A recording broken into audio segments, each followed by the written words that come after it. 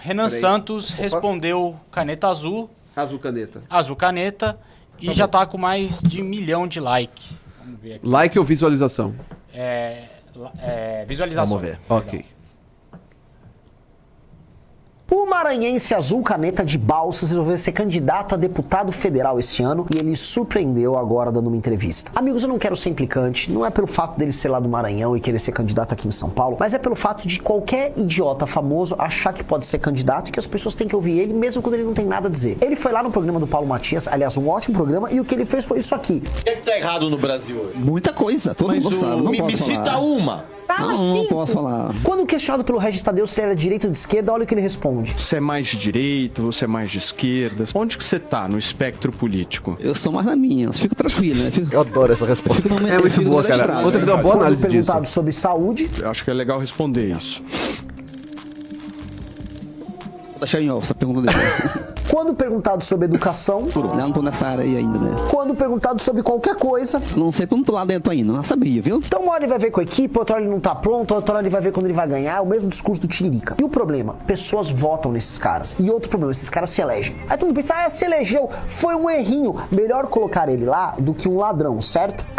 Figuras bizarras se tornam figuras do centrão, controladas pelo dirigente partidário que, sabendo que elas são intelectualmente frágeis, tomam decisões por elas. Esses caras administram as emendas que esses caras vão mandar para as regiões onde eles vão comprar voto. Esses caras têm seu voto negociado com o governo em questão e faz com que o líder partidário fique muito rico. Esses caras participam de maneira involuntária de negociatas. Ou seja, esses caras são tão ou mais perigosos do que um líder partidário corrupto ou um político normal no centrão. Só que a gente no Brasil tende a achar que isso é engraçado, é folclórico. Pois bem, o burro que se elege não é tão burro assim. Burro é você que deixou ele se eleger. Eu montei um partido político que é a Missão, que pretende colocar pessoas sérias, qualificadas e comprometidas com uma agenda de Brasil. E nós temos que ajudar essas pessoas a se eleger. Não dá pra viver num país em que os idiotas corruptos nos governam. Portanto, meu querido caneta azul, vai gravar música ruim com a sua caneta azul e sai da nossa vida. Até porque o Tiririca, que é o seu pai espiritual, já tinha dito, pior que tá, não fica. E eu pergunto pra vocês, ficou pior, não ficou? Pois é, tá na hora da gente começar a melhorar e não colocar mais idiotas em Brasília. Meu nome é Renan Santos e eu sou pré-candidato à presidência da República. Uma coisa engraçada, Poxa, caramba. uma coisa engraçada dessa história toda que eu vi foi as pessoas falando, que absurdo, imagina, esse cara se elege e tal. Eu nem acho que ele necessariamente se elege, né? Só que as pessoas que falam isso, elas não têm noção de quantos políticos no Brasil são exatamente daquele jeito. Quantos políticos no Brasil não são literalmente analfabetos? Eu não falo nem analfabeto como um xingamento. Não, é literalmente analfabetos. Cara, você vai nos rincões do Brasil, você vê gente que não é capaz de, sei lá, de escrever o próprio nome e o cara é vereador, né? Já um, hein? Não, Dois já. Bem-vindo, Caralho, eu Victor. não vi o primeiro. Quem foi o primeiro? Eu não vi também. Então, assim, o lance do caneta azul, eu acho que ele não vai ser eleito justamente porque passou-se um pouco o tempo daquele candidato de protesto que era o Tiririca. Vamos votar nesse retardado, sabendo que ele é retardado, por ele ser um retardado. Hoje em dia não, hoje em dia tanto é que a reação do caneta azul lá, das entrevistas que ele dá, é muito das pessoas ridicularizando, das pessoas dizendo, pô, que absurdo que a política se tornou e tudo mais. Agora, por mais que ele não seja eleito, nós temos diversos parlamentares ao redor de todo o Brasil fazendo leis, né, votando orçamento, que são exatamente assim. Então isso não é novidade. Eu acho até um pouco bom que venha um caneta azul da vida para dar uma entrevista dessa e dar aquele choque de realidade um pouco, da pessoa falar, nossa, realmente, eu moro no Brasil, eu moro neste país, no país onde políticos podem ser assim, né? Então, eu acho que tem um problema porque as pessoas olham pro caneta azul e pensam que ele é uma exceção. Eu acho que é perigoso, na verdade, a recepção que houve ao vídeo do Caneta Azul, porque tratam ele como uma excepcionalidade. Como se ele fosse uma novidade na sua fragilidade. Né? Enquanto, na verdade, é o que você falou, é muito mais uma regra. Se a gente for observar, o Caneta Azul não difere em quase nada de dezenas de deputados baianos que eu conheço. E não tô falando de centrão, tô falando de gente até mesmo do PT. Do PSOL. E eu falo isso porque eu lembro que teve um deputado, não vou nomear aqui porque eu não quero sofrer processo, mas teve um deputado que eu tive contato durante um tempo, e ele é do PT, e ele era incapaz de pronunciar qualquer palavra que tinha o L, né? O L e o R, coisa assim, ele não conseguia pronunciar. Problema. Virava problema. Perceba bem, é problema, não é é problema. Bom, a gente teve um presidente que não sabe falar questão. É. Tipo, isso é o de menos, né? Isso é cara? verdade. Mas ele tinha sempre essa dificuldade de pronunciar o R e o L, sabe? Que ele não conseguia fazer raciocínio simples. E eu ficava impressionado. Eu disse, mas como esse homem se elegeu? Bom, tá reeleito até hoje. Ontem a gente viu também aquele Hildo Rocha, alguma coisa assim, lá do Maranhão. Bom, você não vai esperar uma coisa diferente de um conterrâneo do Caneta Azul, né, na política. Mas é exatamente assim, ele é um Caneta Azul que estava usando terno e gravata. O Caneta Azul do Maranhão? É maranhense. É maranhense. Ah, ok. Aí você falou tipo assim, ok, vai. Não, eu não falei isso. Não, é brincadeira, é brincadeira. Mas é isso, ele é maranhense. E eu sinceramente acho que essa é a tônica da democracia brasileira, cara. Da forma como está colocada hoje, a democracia brasileira, toda a lógica é a nossa periferização completa da política. Orlando, você sabe que eu fiz um trabalho já sobre compra de votos, que inclusive o senhor ficou de me ajudar a publicar um livro sobre isso, né? Então eu tô te cobrando ao vivo aqui. Isso é feio, Só tá? não tem livro. Isso é feio. Só não tem livro na editora Valete sobre compra de votos por Orlando Lima e Lucas Merreiro por culpa de Orlando Lima. Isso é verdade. Né? Mas assim, e uma coisa... Por que eu tava falando? Sim, porque uma coisa que me surpreendeu é que sequer dá pra gente chamar de democracia o regime que a gente vive, ou no mínimo uma democracia extremamente disfuncional. E por quê? Quando você vai no Brasil profundo e você dá uma olhada nos políticos que ali se encontram, e você vê que boa parte são esses que você acabou de descrever aqui, que não conseguem pronunciar palavras básicas, que não sabem escrever, que não sabem formular uma frase. Só que quem que comanda esses políticos? São outros que estão lá comprando voto, que estão determinando como vão ser essas votações. Cara, tem várias e várias cidades, muitas cidades, em que todos os vereadores são de base. Você não tem oposição, porque todos, literalmente todos, estão comprados pelo prefeito naquela cidade. Você vai chamar isso de democracia?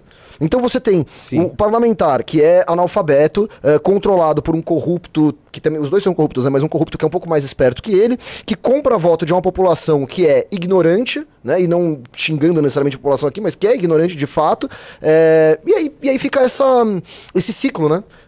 Cara, desculpa, isso não é uma democracia. Você vê democracia em alguns lugares no Brasil. Você tem a democracia, sei lá, em várias cidades, na Bahia, no Paraná. Agora, nesse Brasil profundo, eu não sei o que chamar isso. Eu não sei qual é o nome que a gente dá pra isso. Mas democracia não é. Eu chamo isso de democracia. Eu chamo isso literalmente de democracia. Eu acho que Puta, tá, ok. Realmente... Você tem um ponto aí. É muito boa essa. Isso é literalmente democracia. Cara, a gente acha que quando algo tá muito merda, já não pode mais ser chamado de democracia. Mas aí é que vem o pulo do gato. A democracia é uma merda. O que a gente entende por democracia, principalmente seu período liberal? É a universalização dos direitos e a tomada de decisão coletiva. Sim. Certo? Sim. Só que, calma, só que tem um porém aí. Essa tomada de decisão coletiva, numa democracia ideal, ela pressupõe que você está lidando com uma população que tem uma mínima capacidade de decisão. Esse é o ponto do Robert Dahl. O Robert Dahl traz o seguinte, que ele traz alguns pressupostos ali, que imprensa livre e tal, e um deles é uma população minimamente educada. Né? Isso é o que está em Robert Dahl. Bom, temos um problema, porque isso então significa, e aí é algo que eu acredito fielmente, que as democracias então não são universais. Não podem ser universais. Porque caso precisem de certos pressupostos, entre eles uma população minimamente educada, não podemos imaginar a universalização da democracia antes da educação da população. Sim, entendi. Ok. Correto, não é? Enquanto houver uma parcela de pessoas que não estão minimamente educadas, não tem como você ter democracia. Ou enquanto essa parcela for muito grande. Sim, claro. Ainda que seja algo menor, se for algum momento que seja ínfimo, isso não terá impacto.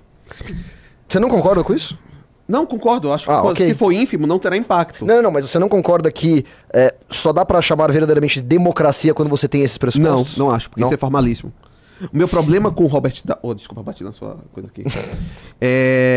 O meu problema com o Robert Dow é que ele é extremamente formalista. A democracia, para ele, tem uma forma muito exata que, para você poder encaixar o que é uma democracia, fica algo muito estrito, não é? E a democracia não é tão estrita assim como todos os outros sistemas não são tão estritos assim. O meu ponto para a democracia precisamos ter um sistema representativo, onde a tomada de decisão está universalizada e coletivizada, né? Então todo mundo vai ajudar na tomada de decisão a favor de seus representantes. E a lógica principal de uma democracia liberal é a universalização dos direitos civis. Todos são detentores de direitos civis. Sim. A partir do momento que todos são detentores de direitos civis, a gente não pode retirar deles o direito, inclusive, da escolha.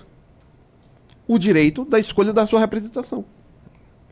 Se os direitos Porque o próprio direito da escolha também é um direito civil, né, nesse exatamente. sentido. Você não pode fazer a retirada de um. Você não pode dizer que todos são dotados de direitos igualmente e fazer assim, vai escolher na hora da... Não, isso aqui, na parte de fazer a escolha dos seus representantes, não. Então, se a democracia necessariamente está levando a uma questão de aprofundamento dos direitos civis, e esse é meu problema com a democracia, estamos partindo de um pressuposto de um igualitarismo radical.